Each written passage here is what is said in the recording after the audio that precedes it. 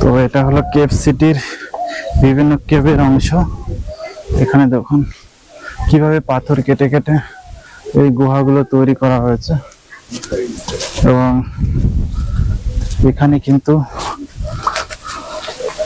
মানুষ বসবাস করতো বিভিন্ন আত্মরক্ষার জন্য।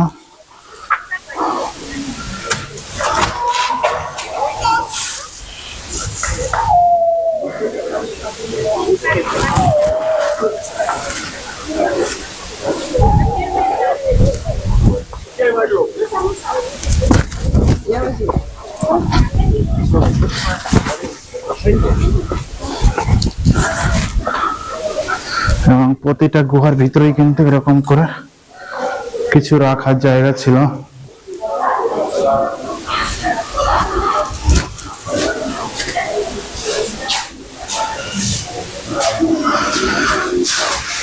এই যে পাথরের গায়ে ছোট ছোট খোদাই করা হয়েছে এক্সট্রা, এগুলোও কিন্তু একটা বিশেষ ইঙ্গিত বহন করে।